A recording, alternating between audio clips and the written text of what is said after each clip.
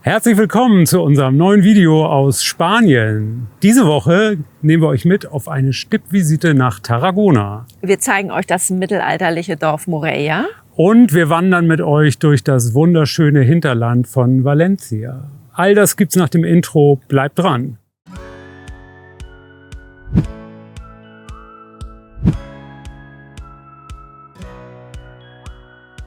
Wir sind Petra und Christoph aus Hamburg. Ein Jahr verbringen wir auf kleinstem Raum mit größtmöglicher Freiheit in unserem Pössl-Kastenwagen. Unser Weg führt uns über den Balkan, durch den Kaukasus und die zentralasiatischen Staaten entlang der Seidenstraße. Auf dieser Midlife-Reise füllen wir weiße Flecken auf unserer persönlichen Landkarte. Filling White Spots eben.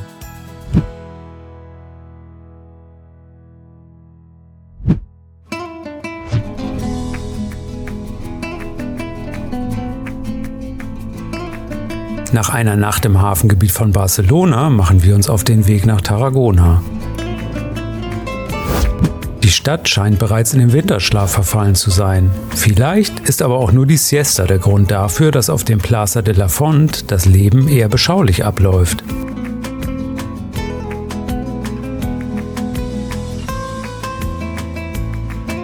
Nach einem schnellen Kaffee lockt uns auf dem Weg zum Van fröhliche Folklore-Musik in einen Park. Hier lassen wir den Nachmittag entspannt ausklingen.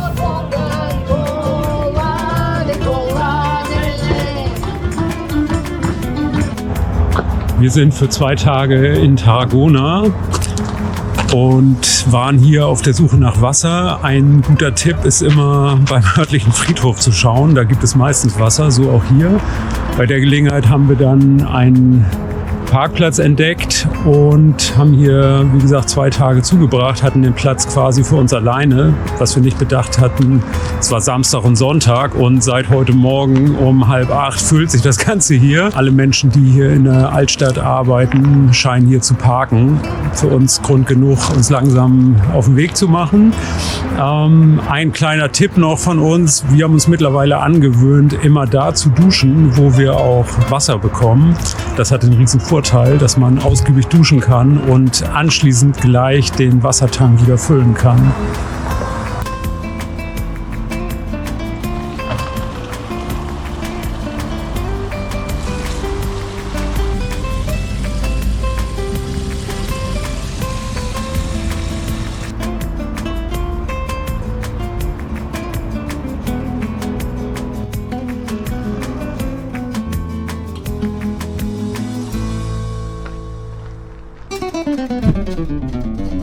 Uns zieht es weiter.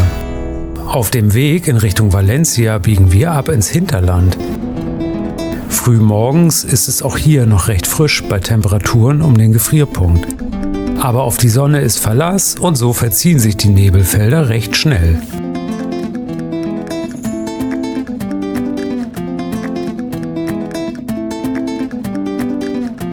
Das Ziel unserer ersten Etappe ist der Ort Morella. Am Fuße des Berges begrüßt uns das aus dem 13. Jahrhundert stammende und im gotischen Stil errichtete Aquädukt der Stadt und lädt uns zu einem ersten kleinen Rundgang durch den Ort ein.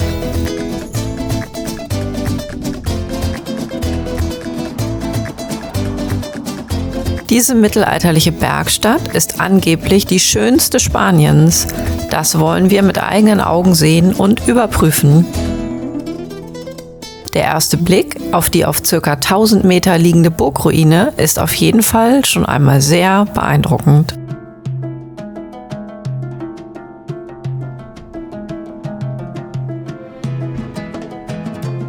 Vanlifer sind in Morella übrigens herzlich willkommen. Auf dem oberen Parkplatz mit herrlichem Burgblick zur einen und einem imposanten Weitblick zur anderen Seite dürfen Camper nicht nur parken, sondern auch übernachten. Je nach Wochentag und Saison gegen Zahlung einer symbolischen Gebühr. Wir stehen hier so kurz vor Weihnachten 2 Nächte kostenlos. Dankeschön, Morella. Ihr ahnt es vermutlich schon. Eine ausführliche Besichtigung des Castell de Morella gehört für uns selbstverständlich dazu. Der Aufstieg entlang der mächtigen Festungsmauern geht ein bisschen in die Beine, bietet aber einen schönen Ausblick auf die Dächer der Altstadt.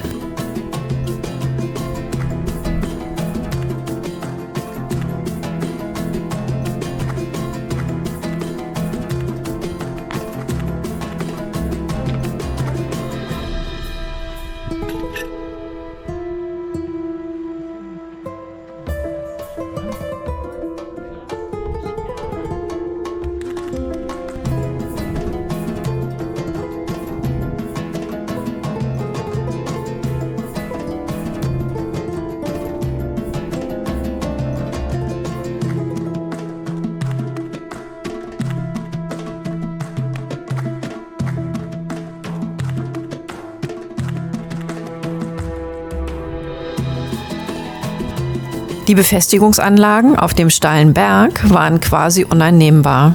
Die Restaurierungen sind zum Teil bewusst mit modernen Elementen kombiniert, was aus unserer Sicht extrem gut gelungen ist.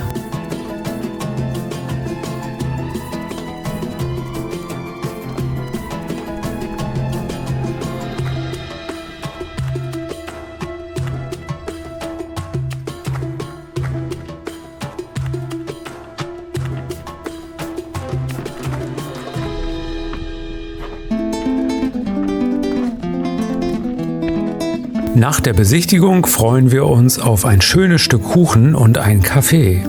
Es bleibt bei der Vorfreude, denn Moreia hat die Bordsteine hochgeklappt und die Tische und Stühle hochgestellt. Außerhalb der Saison gibt es keine Kännchen, auch nicht draußen.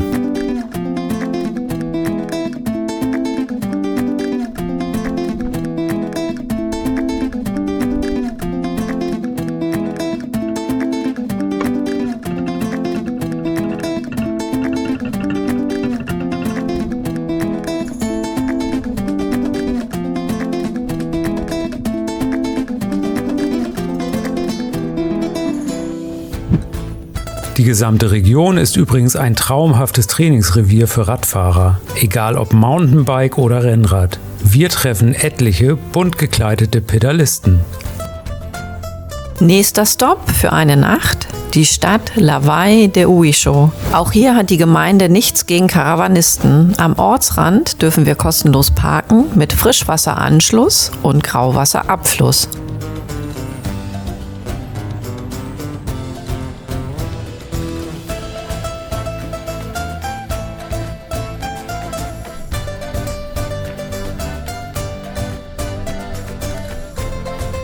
Für uns geht es weiter und hoch hinaus. Das 615 Einwohnerinnen und Einwohner zählende Dorf Xulia ist der perfekte Ausgangspunkt für spektakuläre Klettertouren und Wanderungen. Wir entscheiden uns für letztere und machen uns auf den Weg.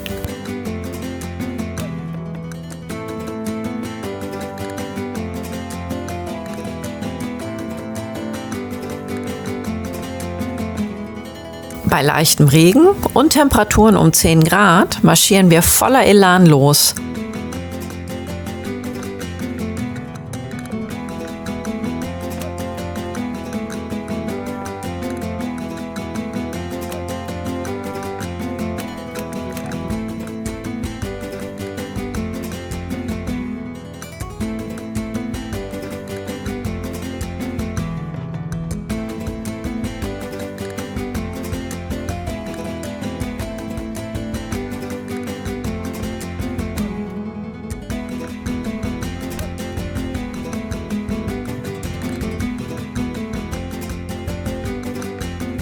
An den zum Teil senkrecht ansteigenden Oder abfallenden Felswänden bestaunen wir immer mal wieder mit offenen Augen und Mündern die Kletterkünste der Bergsportler.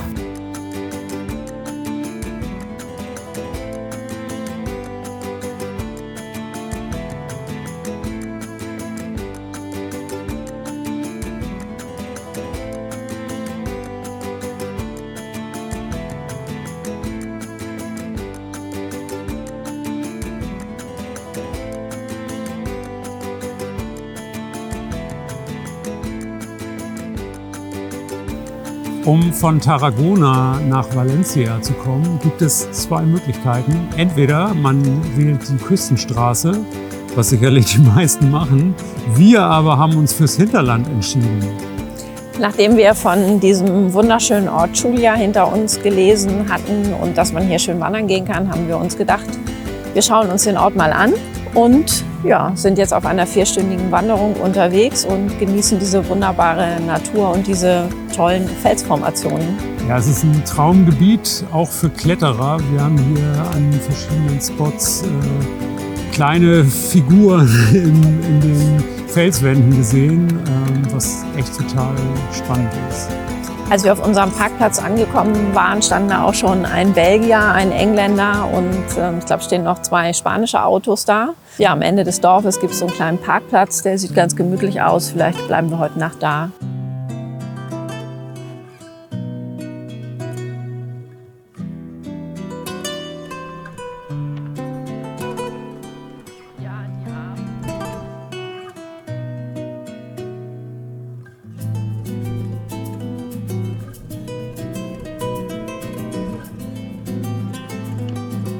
Unsere Wanderroute bietet immer wieder neue Perspektiven und Blickwinkel auf Chulia.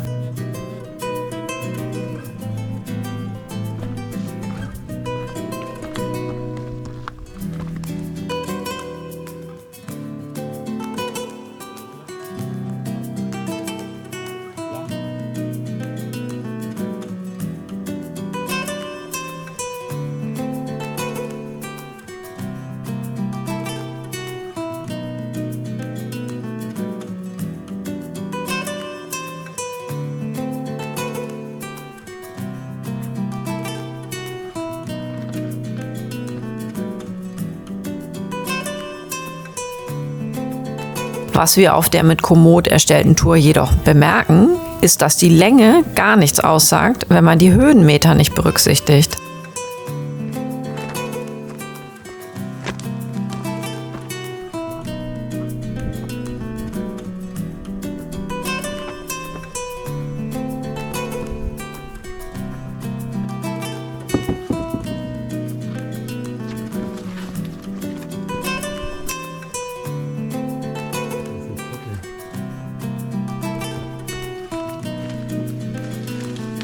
Am Ende wissen wir, was wir geschafft haben.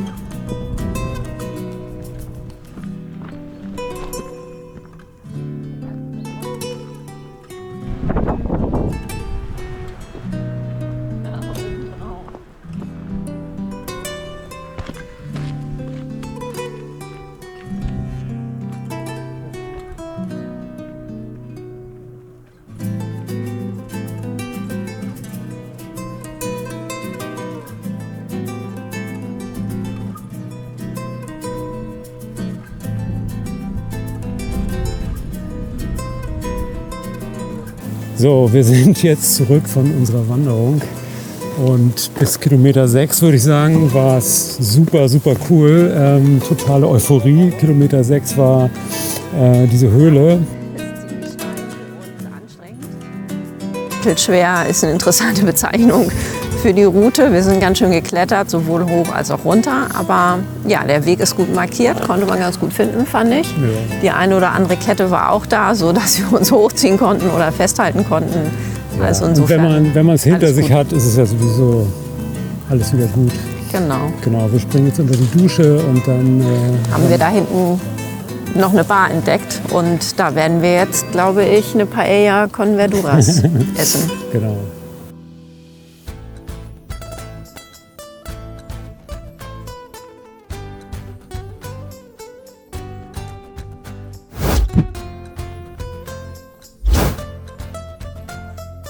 Wir sind für die letzte Nacht, bevor wir eine Woche lang Puschel verlassen, um in Valencia Weihnachten zu feiern, auf einem sehr schönen, sehr speziellen Platz gelandet. Dieser Platz gehört zu der Gemeinde Villar del Arzobispo. Der Knüller ist, dass dieser Platz kostenlos ist. Er liegt mitten in der Natur, in den Hügeln. Man bekommt hier Frischwasser, man kann Grauwasser ablassen, man kann seine Toilette entsorgen und wie gesagt, das Ganze for free. Der Platz ist super, super schön gelegen. Wir haben ihn im Moment für uns alleine, obwohl es hier, glaube ich, so 12 bis 15 Stellplätze gibt. Wir sind seit heute Morgen hier, arbeiten jetzt und werden gleich nochmal ins Dorf gehen, um zumindest ein bisschen Geld symbolisch im Ort zu lassen. Das heißt, wir werden nochmal Kaffee trinken gehen, freuen uns auf eine entspannte Nacht. Da steht Puschel. Ja, es gibt hier sogar Stromanschlüsse, die wohl noch nicht funktionieren. Wir haben es nicht ausprobiert, weil wir dank des Traumwetters hier genug Energie auf der Batterie haben.